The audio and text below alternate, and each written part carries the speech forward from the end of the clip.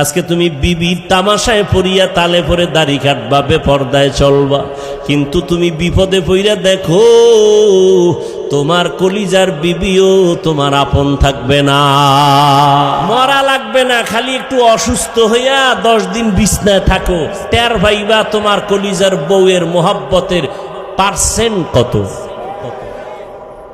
বউরে টাকা দিলে আলহামদুলিল্লাহ, না দিলে নাউজুবিল্লাহ, ঠিক নেই।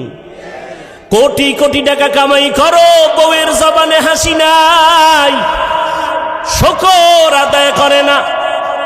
দিতে দিতে স্বামী ফকির হয়ে গেল, কয় না আর দিও না, তো হয় না আরো দাও আরো দাও।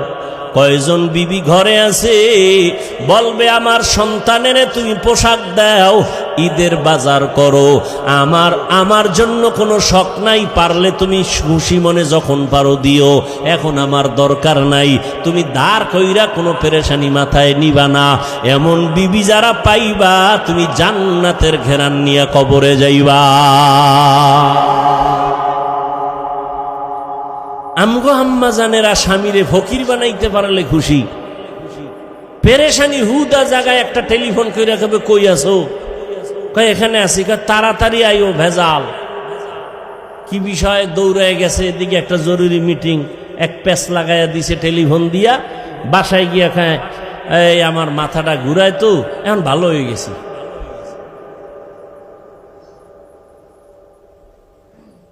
হ্যাঁ, এই জন্য ভালো মেয়ে বিয়া করো। ধৈর্য বড় দামি একটা সম্পদ, ধৈর্যের পাহাড় পৃথিবীতে স্থাপন করে গেছেন। ও পর্দার আড়ালের আম্মা জানেরা, ইতিহাস ভালো করে পড়ো। কয়েকদিন আগে আম্মা জানদের ধৈর্যের পরীক্ষা গেল।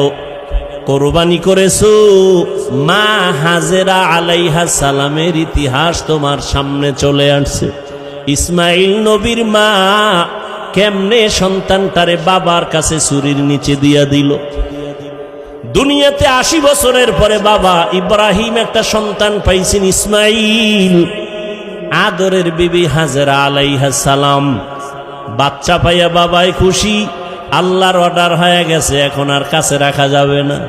মক্কার কিনারায় জঙ্গল পাহাড়, ওখানে বিবি হাজেরাকে আর ইসমাইল শিশুটারে রাইখা নবী ইব্রাহিম বিদায়।